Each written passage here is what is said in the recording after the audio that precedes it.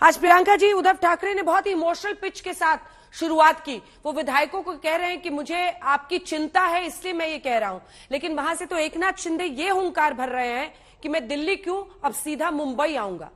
प्रियंका जी, वो हुंकार भरते रहे, पर हमारी जो पार्टी पक्ष प्रमुख की जिम्मेदारी है वो जिम्मेदारी उद्धव बाला साहेब ठाकरे जी निभा रहे हैं।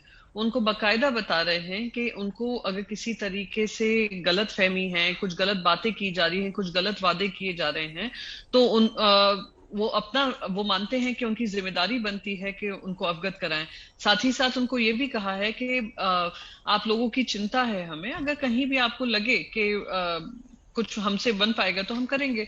तो मैं मानती हूँ, क्योंकि पार्टी बार बार सारे ही जो वीडियोस एकनाथ शिंदे जी रिलीज कर रहे हैं, सब यही बात रख रहे हैं कि हम अभी शिवसेना में ही हैं, हम बाला साहेब ठाकरे जी की शिवसेना में हैं, हम उद्धव साहेब को समझाने की कोशिश कर रहे हैं। तो उद्धव साहेब जी ने उसी पक्ष प्रमुख होने के नाते उन्होंने उनको बात रखी है। अब एकनाथ शिंदे जी क्या कह रहे हैं, मेरे सामने तो एक उदय सामंत जी का वीडियो आया जहां पे वो रत्नागिरी के सारे ऑफिस बेरर्स को बोल रहे हैं कि प्लीज प्लीज प्लीज मैं उद्धव साहब के साथ हूं, फिर नेक्स्ट मिनट कह रहे हैं मैं किसी के साथ संपर्क में नहीं हूं। तो कहीं विरोधाभास उन्हीं के लोगों में है जो सामने स्पष्ट आ रहा है। प्रियंका जी, देवेंद्र फडणवीस दिल्ली में है।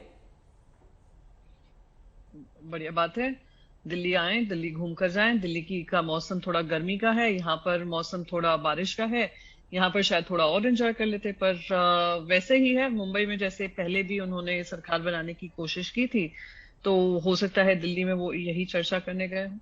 और यही खबर भी आ रही है कि देवेंद्र फडणवीस क्या अब मुख्यमंत्री बनने वाले हैं। क्या लास्ट अब जो बीजेपी का गेम प्लान है वो एक चरम पर पहुंच रहा है, क्योंकि ये खबर आ रही है कि एकनाथ शिंदे कितनों को मंत्री बनाएंगे अपनी तरफ से, फडणवीस मुख्यमंत्री बनेंगे, उप मुख्यमंत्री शिंदे बनेंगे। ये पूरा एक खाका आ रहा है बनने वाली सरकार का। देखिए, गेम प्लान हो या कुछ भी हो, गेम ओवर को गोइंग इन फॉर द किल का हो, गेटिंग रेडी फॉर स्वेडिंग इन कहिए, सबसे ज्यादा अगर किसी को नुकसान है तो महाराष्ट्र की जनता को है। पिछले एक हफ्ते से उनके मंत्री असम के 5 स्टार होटल में रह रहे हैं और वहां की जनता को भी काफी तकलीफों का सामना करना पड़ रहा है कि एक तरफ 5 सितारा हॉस्पिटैलिटी मिल रही है आसाम सरकार से, और दूसरी तरफ वहां की जनता को 3 4 दिन से खाना भी नहीं मिल रहा है। 36 डिस्ट्रिक्ट में से 32 पानी के अंदर हैं, 120 से ज्यादा लोगों की मौत हो चुकी है। तो अगर किसी को गेम प्लान कहिए, कुछ भी कहिए, हनन तो प्रजातंत्र को हो रहा है। दूसरी बात, रही बात कि सरकार बनने जा रही है, टूटने जा रही है, कहीं ना कहीं ये लोग सब अपने एक्साइटमेंट में भूल रहे हैं कि सुप्रीम कोर्ट ने बहुत क्लियरली वो डिस्क्वालिफिकेशन की प्रोसीडिंग्स को रिजेक्ट नहीं किया है, उन्होंने ऑन होल्ड रखा है।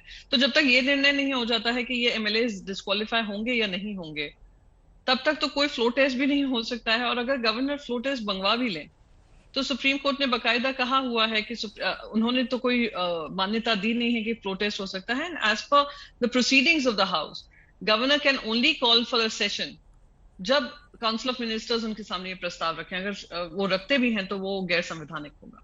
अगला सवाल, 22, 23, 24, मैं इस पर आऊंगी, फ्लो टेस्ट पर मैं इसके अगले हिस्से में आऊंगी, लेकिन 22, 23, 24 जून बीजेपी की तरफ से शिकायत गई। राज्यपाल ने चीफ सेक्रेटरी से ये पूछा है कि जीआर कौन कौन सी फाइलें थी जो निकाली गई हैं और क्या नुकसान किया गया है महाराष्ट्र की वही जनता का जिसका आप हवाला दे रही हैं।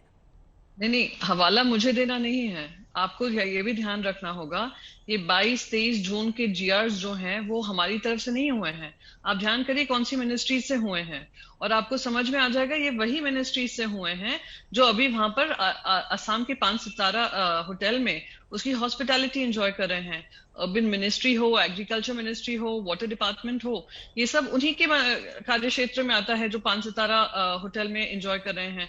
तो वो गवर्नर बकायदा उस पर इन्वेस्टिगेशन करें और पता करें कि किस तरीके से गैर कानूनी तरीके से इन लोगों ने ये जीआर्स पास किए हैं।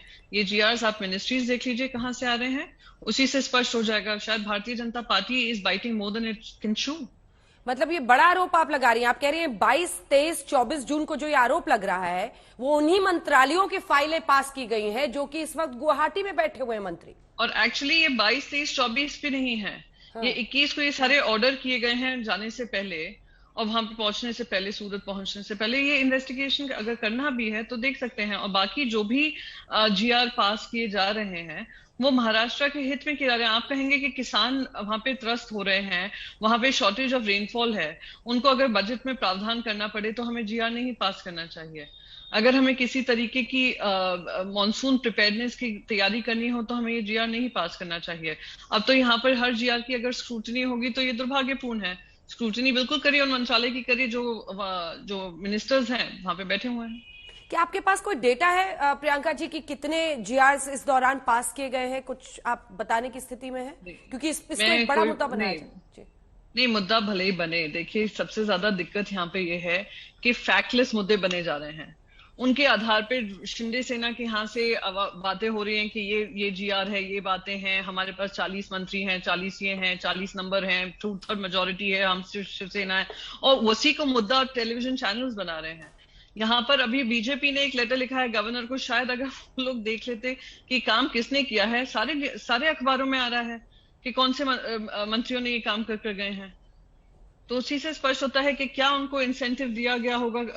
सारे एमएलए और बाय द वे जो जीआरएस पास भी हुए हैं उन्हीं एरियाज के हुए हैं जिनके जो असेंबली छोड़ छोड़कर अभी 5 सितारा होटल में ऐश कर रहे हैं।